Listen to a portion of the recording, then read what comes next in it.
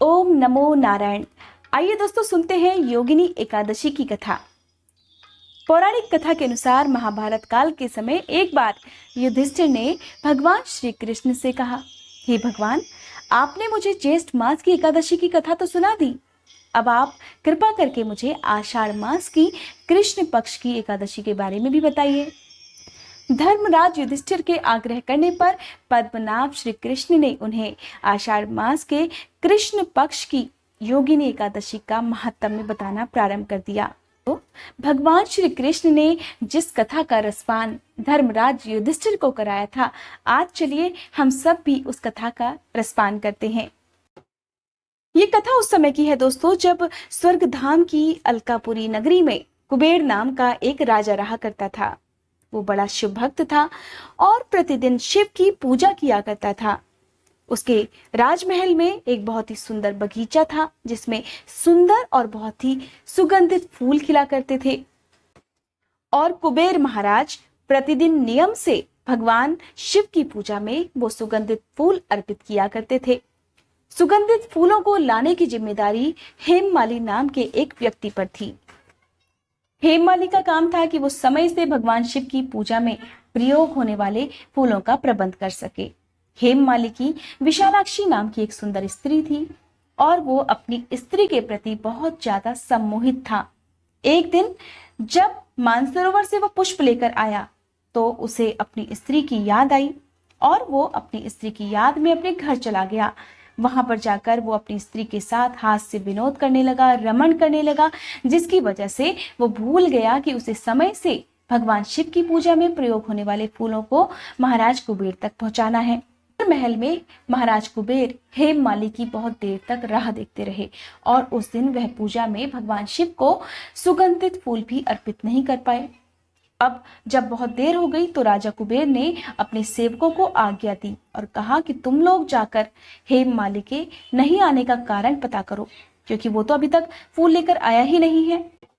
तब सेवक राजा की आज्ञा मानकर हेममाली के घर गए और जब वहां जाकर देखा तो उन्होंने पाया कि हेममाली तो अपनी स्त्री के साथ रमण कर रहा है। ऐसे में महल में वापस आकर सेवकों ने जब हेममाली के बारे में महाराज कुबेर को बताया तो वो क्रोधित हो गए। क्रोध के मारे महाराज कुबेर के अंग अंग फड़कने लगे और तब महाराज कुबेर ने बहुत क्रोधित होकर हेममाली को अपने महल में बुलवाया। हेममाली को जब राजा के आदेश की बात पता चली तो वो राजा के डर से कांपता हुआ महल में उपस्थित हो गया।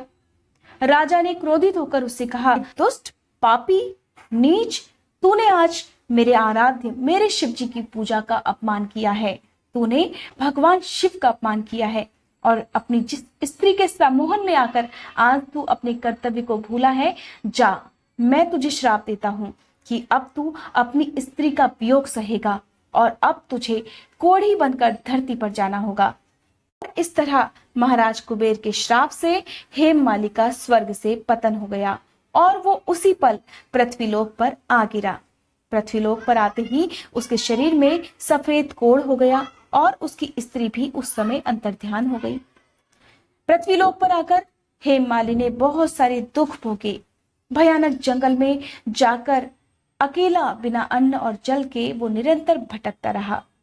एक दिन भटकते भटकते वो मार्कंडेय ऋषि के आश्रम के पास पहुंच गया। उसने दूर से ही देखा कि आश्रम में एक ऋषि तपस्या में लीन थे। उनके चेहरे से दिव्य तेज निकल रहा था, ऐसा लग रहा था मानो साक्षात ब्रह्मा वहां पर बैठे हों। और तब हेममाली ने उन्हें दूर से ही प्रणाम किया और हेममाली को दूर से ही प्रणाम करता देखकर मार्कंडेय ऋषि ने उसे प्यार से अपने पास बुला लिया। और जब हेममाली से ऋषि मार्कंडेय ने पूछा कि वो अकेला इस भयानक जंगल में क्यों भटक रहा है और उसकी दयनीय हालत देखकर उन्होंने पूछा कि तुम्हें ये कोढ़ की बीमारी कैसे हो गई, तब हेममाली ने रोते रोते मार्कंडेय ऋषि को सारी बात बता दी। उसने बता दिया कि किस वजह से महाराज कुबेर ने उसे कोढ़ी हो जाने का और पृथ्वीलोक पर जाकर भटकने का श्राप दे दिया था। अब हेममाली ने महर्षि मार्कंडेय से विनती की। उसने कहा कि हे महर्षि, कृपया करके मुझे कोई ऐसा उपाय बताइए जिससे मैं अपनी स्त्री को वापस पा सकूं और इस कोढ़ से भी मुझे मुक्ति मिल सके। तब उसके वचन सुनकर महर्षि मार्कंडेय जी ने उससे कहा, तूने मेरे सामने सत्य वचन कहे हैं, इसलिए मैं तेरे उद्धार के लिए आज तुझे एक व्रत बताता हूँ। अगर तू आने वाली आषाढ़ महीने के कृष्ण पक्ष की एकादशी को, जिसे योगिनी एकादशी कहा जाता है, अगर विधिवत व्रत कर लेगा तो तेरे सभी पाप नष्ट हो जाएंगे और तेरी काया पहले की तरह निरोगी हो जाएगी और तुझे तेरी पत्नी भी वापस मिल जाएगी। तब हेमाली ने मुनि के कहे अनुसार विधि पूर्वक योगिनी एकादशी का व्रत किया और इस व्रत के प्रभाव से वो अपने पुराने स्वरूप में आकर अपनी स्त्री के साथ सुखपूर्वक रहने लगा। इस तरह योगिनी एकादशी के दिन जो भी भक्त जैसी भावना से इस कथा को सुनता है या दूसरों को सुनाता है, भगवान विष्णु की कृपा से उनके सभी पापों का प्रायश्चित हो जाता है, उनके सभी पापों से उन्हें मुक्ति मिल जाती है। दोस्तों, यह थी आज की वीडियो। उम्मीद करती हूँ ये वीडियो आपको पसंद आई होगी। अगर आपको आज की ये वीडियो पसंद आई हो तो इस वीडियो को लाइक करके कमेंट बॉक्स में विष्णु भगवान की जय जरूर लिखिएगा और मेरे चैनल को सब्सक्राइब करना मत भूलिएगा।